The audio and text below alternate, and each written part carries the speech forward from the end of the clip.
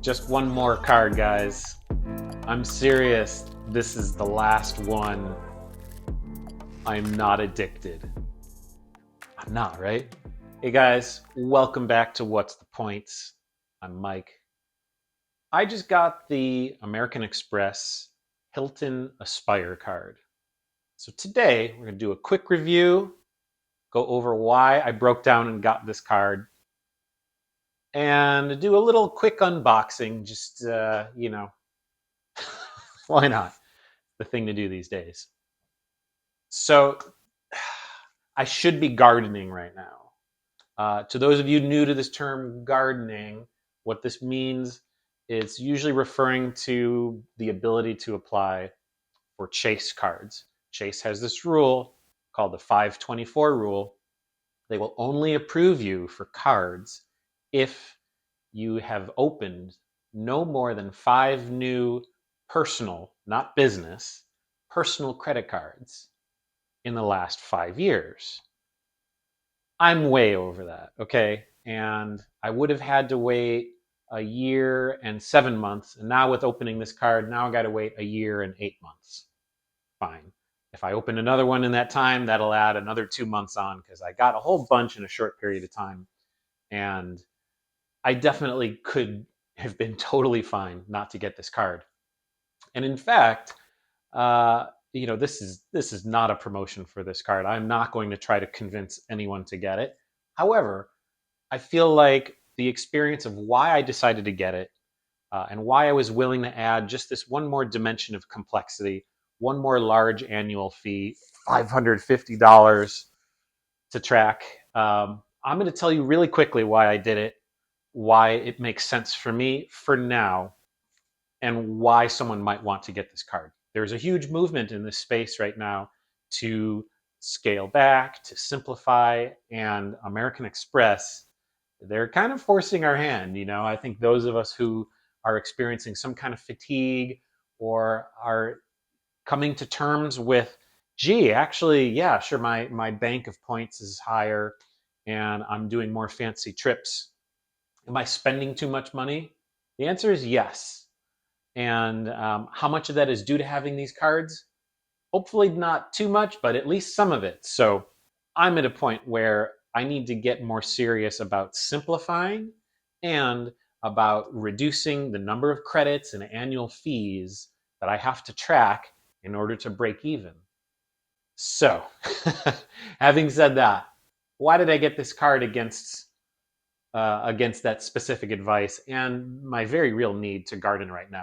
I'm new to hotels, and what I have observed is someone who had been and is not as much of a fanboy of Airbnb anymore, is that there are certain qualities that I and my partner, my player two, as we say in this nerdy space, appreciate about vacation rentals that are really hard to find with hotels, and that is a sense of privacy, a sense of air circulation, being able to open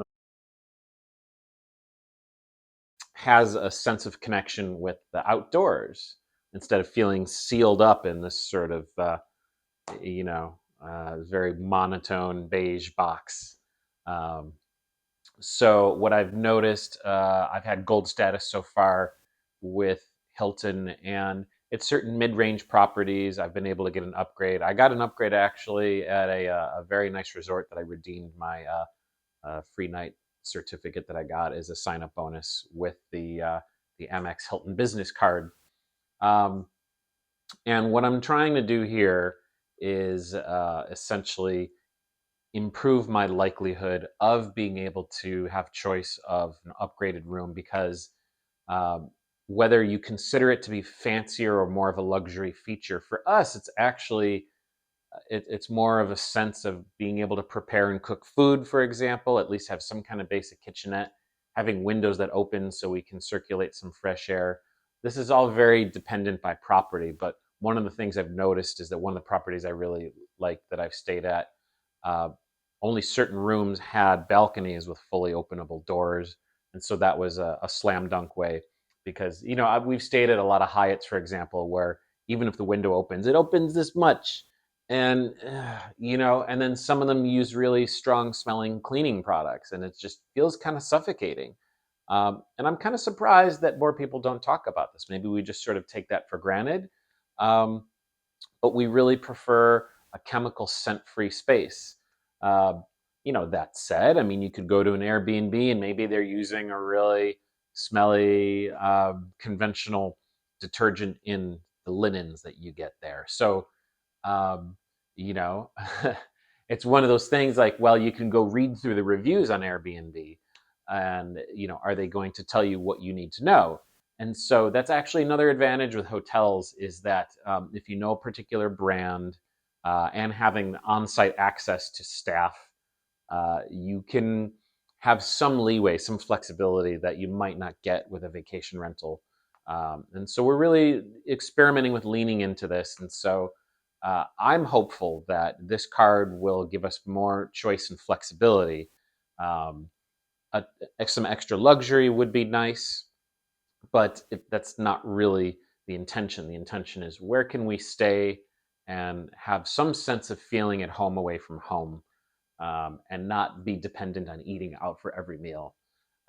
So that's the basic reason why. And if any of you guys out there have a similar kind of rationale, please add it in the comments below. I'd really like to hear your experience because this, I've participated in some of the Discord servers and discussion, and this is an interesting area. This is it's something that really I'm surprised I don't see more people talking about. Like, where is that sort of the middle ground between the vacation rental and the hotel space? So let me know.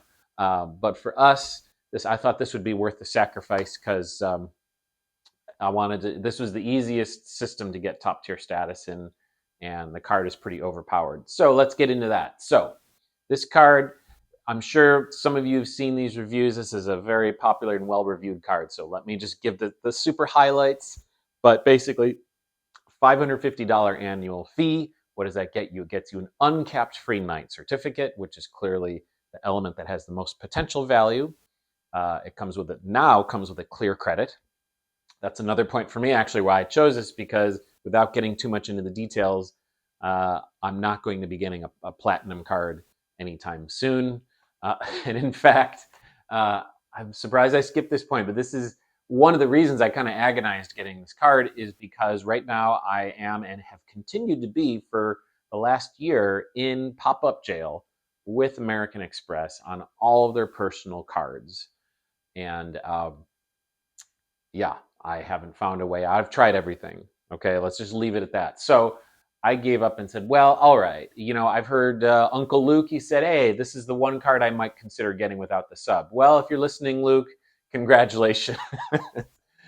Fortunately, I do have another sub that I'm chasing right now that will give probably similar value. And I'm a little bit flush with points in general. So I am switching to more of a cashback strategy. I'm really hinging on the altitude reserve to play a big part in that, kind of like how Stan the Credit Frog is doing with his setup. So yeah, this is a complicated mix because adding this card, it does complexify my setup, but it's really in the interest of research, basically, because I'm giving all of these different programs a shot, all of them, and we're gonna see which ones, both sort of in our vicinity and also when we're traveling further away, which of them are going to hopefully give us some alternative to Airbnb as those rates keep going up and up, and there's no way to offset those costs. There's no loyalty system, no points transfer. They don't have to, right? They're the most popular. So we've been so comfortable just using that it's we've felt discouraged, trying some other options. And hey, now I'm encouraged, right? Because hey, no other reason I got these credits. I got to make sure I get the value. So back to the review. All right, $550 a year, one uncapped free night certificate per year. You get the $189 clear credit, which we do need. And the next one is you get 4 quarterly $50 airline uh, credits, which includes now flights. And it seems like that should be reasonably easy to, at least with like Southwest, uh, to, even if you take a flight and cancel it, then you can refund that difference back into your travel credits. United has a travel bank, which I think allows you to go directly to a flight credit without having to actually book any travel, which is cool. Um, so I'm a little annoyed by that credit. I'm not going to value that at full. I've actually, in my calculus, I'm valuing it at half because of the inconvenience of not only having to track this and then put it into a thing, especially when I would rather accumulate points. Points give more flexibility. It's less expensive to buy fully refundable fares, for example.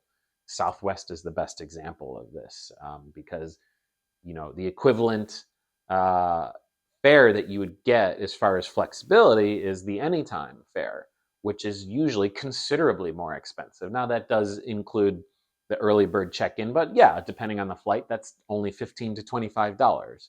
So points are worth more. The next thing you get is you get $200 twice per year to use at Hilton resorts. This is also the big challenge for me. There are somehow, even though I'm on the West Coast near San Francisco, somehow there are no Hilton resorts anywhere near here. Not until you get all the way down to Los Angeles. And so I'm mystified why that's the case, honestly. If any of you guys know why Hilton resorts don't have a bigger footprint on the West Coast, anywhere north of LA, please enlighten me. I don't know why the second biggest hotel chain in the world doesn't have any resorts on the West Coast. So I value that at zero, actually, just to be conservative. Okay. And so those are the big ones, right? So what is the calculus for me? Well, we've got 550 to make up. The free night cert, I'm going to assume that I'm going to use that at a non-resort place and only get $250 of value. So 250 there. Clear credit, I value at full value. Let's round that up to 200 to make the math simple. So between that right there, you're already at 450. The next on the list, the flights, like I said, that's 100 out of 200. That right there is pushes us up to 550. So right there's our break even. And then you add on the diamond status. How much are we going to say that's worth? Let's say that we get one, maybe two suite upgrades per year. For me, like conservatively, that's worth at least $100, at least, even just over gold. And that's the other thing too. This is actually going to allow me to close my Hilton business card, and I think I've got a few more months before that annual fee posts, and we know that that's due for a refresh. So I will hopefully get the opportunity to see whether or not they do their thing and add more credits, more coupon books, and maybe I'll keep it. But now it feels completely redundant. So that would be nice. That's an extra $100 per year that I would not have to keep, and one less card. Most importantly, because I'm doing everything I can to cancel everything that isn't adding significant value. I think for me the biggest challenge here is that with these sort of conservative valuations, as you can tell, it's easy for me to make the value back. But unless I'm traveling significant distance and doing a lot of planning to make sure that I'm finding these more luxury properties, etc. But to be honest, we don't have any big aspirational trips planned. And honestly, this is one of the reasons why, like we've been seeing others really like making a bigger point of lately. Like some of the other hotel programs, they offer a better selection of value in terms of the low, medium, and high end. And it seems like with Hilton, to get both decent point valuations as well as to take advantage of these free night credits and suite credits, especially on this Aspire card, you kind of got to skew high end. Not crazy about that. I think that if you only get one card, you should start with this one, I would say. Depending on, I mean, I don't know. There's the smarter way, I suppose, would be to do the latter, right? You start at the $0 annual fee Hilton card, get the sub on that, assuming you're not in pop up jail. And because this is the other risk here too, is that this is the only product family yet that I can tell that Amex has not yet rolled out this required ladder, like on their charge cards and on their Delta cards, where if you have a higher tiered card, that invalidates you from getting the subs on the earlier cards. That hasn't happened here yet. I don't know if they'll grandfather those of us who already have it. It would suck if they don't. So please, Amex, don't. I'm trying to try to work with you here, okay? Like I would love to just jump on this bandwagon and kind of kick you to the curb because honestly, um, we're abroad a lot, and it's kind of a pain to have these cards that we don't know if they're going to be accepted overseas, and these credits like, oh, this 4x back, but it's only on U.S. restaurants. It's like, so why do you have it be a non foreign transaction fee card if you're not going to give me these multipliers? Like, why do that?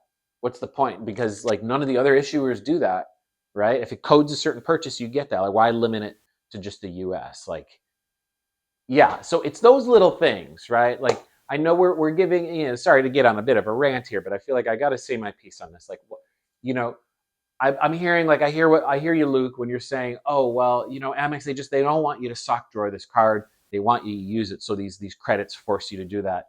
Is that the only real way, though? Like, do we need credits to force us to use the Chase Freedom or the Discover It or a lot of cards that have good multipliers? That's it. You don't have to make us fish for credits every single month in order to have incentive to use the card. Make your multipliers better, right? Like, look at the Capital One Saver One. Dynamite multipliers for a 0 annual fee card. And the thing that I've come to realize is not just the peace of mind of not having to track these credits each month, but the peace of mind of knowing that you're getting an account that you're not going to have to keep justifying every year, that you're not paying this big premium just to earn a little bit more miles. Because how much is that really for those of us who aren't putting extraordinary amounts of spend in particular categories? Are you really making that much more with the 4x on the membership rewards and the gold card versus the 3x on the Saver One? I don't know. You tell me, guys. But I can read the writing on the wall right now. And what I'm seeing is in this space, in this niche, there's definitely there's a backtracking going on, a little bit of a hesitation, and a little bit of a moving away towards Amex in the interest of simplicity, because simplicity is also something that adds tangible value, but maybe not quite. It's not as easy to quantify, right? Because it gets more into time and energy and the planning and all that involved. So where do we factor that into the math? This is the piece that I see missing from all of the other analyses on other cards. I made this whole point with the Venture X in my last video. It's like and especially on that card, because that card's like, get this for simplicity. And I pointed out like why that actually might not be the simplest pathway, depending on how you use your card. So same thing here.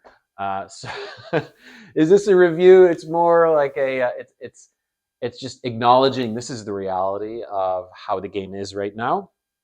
And let's get to the unboxing, right? Because this is what you do now. Okay, so you got this, and it's kind of a plain box. All right, and then whoa, all right, that's kind of cool. So you welcome to Aspire, and what's this?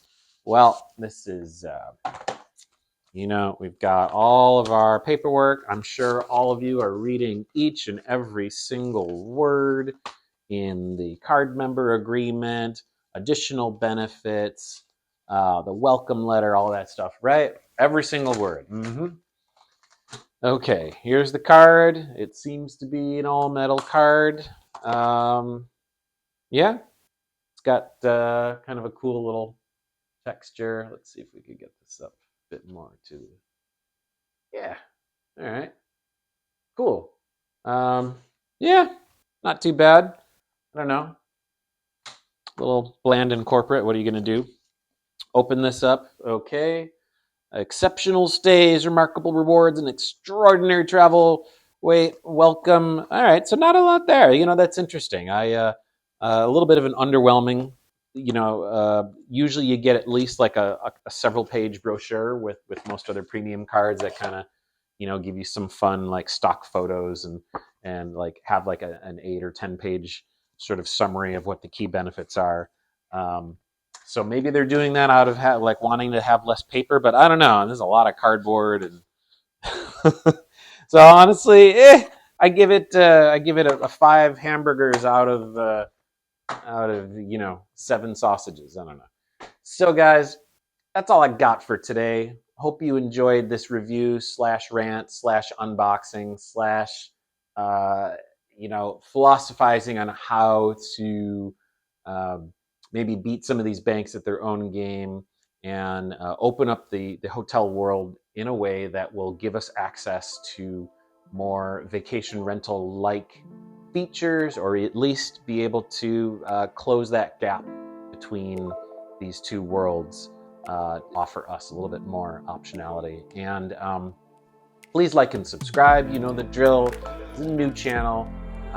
And comment below. Happy to chat some more with y'all. See you soon. Peace.